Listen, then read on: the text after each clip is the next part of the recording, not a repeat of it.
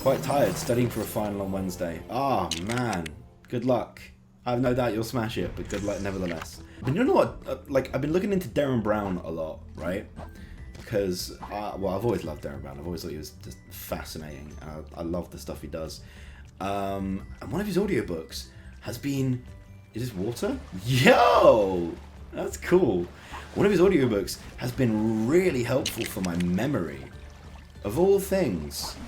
And he does this technique, and I highly recommend you all do it if you have things you need to remember. Do you know what, Humble? We'll try it. We will try this exactly what you want this memory trick. Every detail. Okay, what I'm going to ask, have you got like a pen and paper in front of you? I'm going to do exactly what he taught me on the audiobook. I say me as if I know him.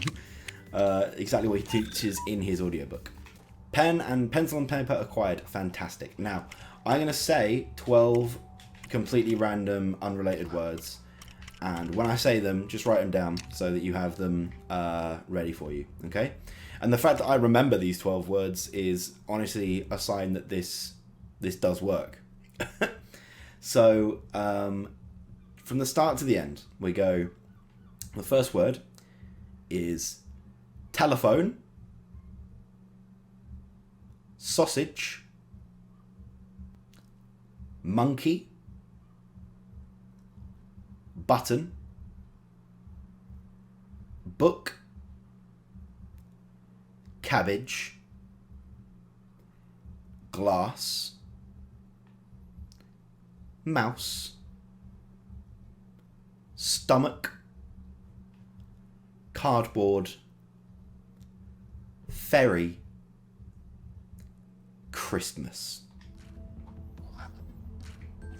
So just write those down, and then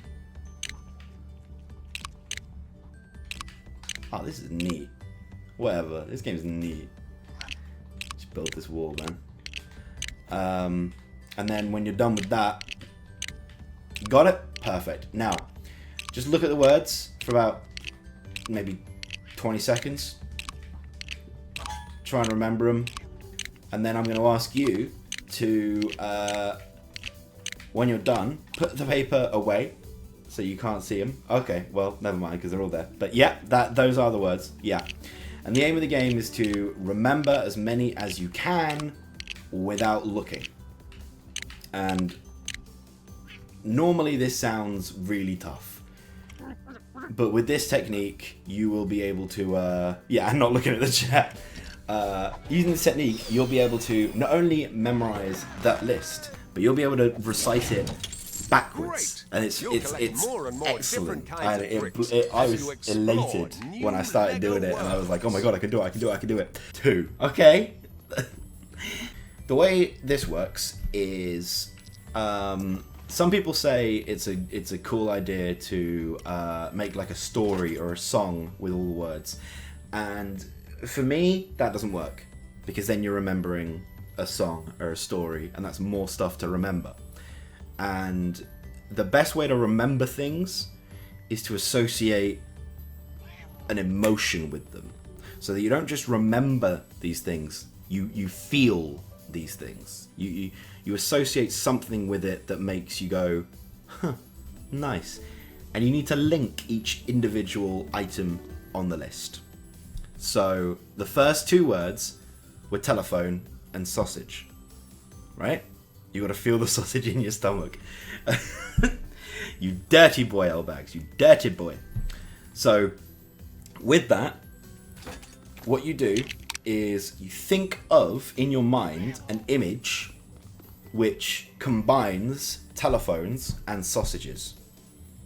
They have to be like directly interacting with each other, and it has to be quite an absurd image. For me, I imagine picking up a telephone and there being a sausage literally sticking out of the bit where you put to your ear, like a sausage sticking out the earpiece of the telephone, and then that links telephone to sausage, right? And then we link the next 2 words, which are sausage and monkey, and I imagine a monkey in a zoo just cooking a sausage on an open fire. And then we link monkey with button, And I imagine a monkey being trained to button up a shirt. And again, you go through the list and you link each word with the word after it. So you link telephone to sausage, sausage to monkey, monkey to button, button to book, book to cabbage, etc., etc. And there's no right way of linking them with an image. There's no right image. It just has to be something that you can like viscerally experience. Oh, Toy Story 3. For example, when you link buttons to book, which is the next one in the list, I imagine a book which you have to unbutton. You can't open it without undoing a load of buttons on the side of the book.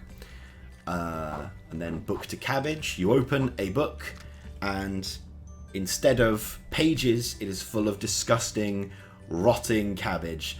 And it makes you, because it has to be a visceral image where the two things are interacting and it'll stick in your memory. Because it's much easier to remember things with this like feeling and stuff like that than just to remember dry information. Are a sorry sight.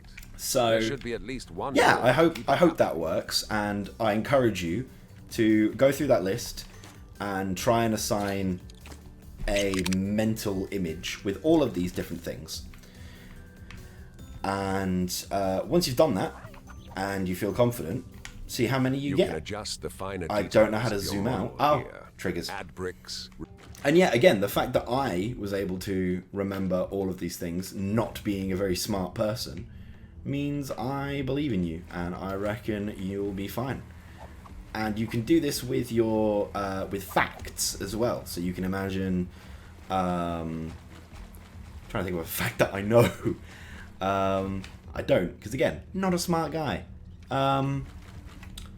Most toilets flush in the key of E flat. That is a genuinely true fact. And if you ever want to remember that, you can... Yeah, right?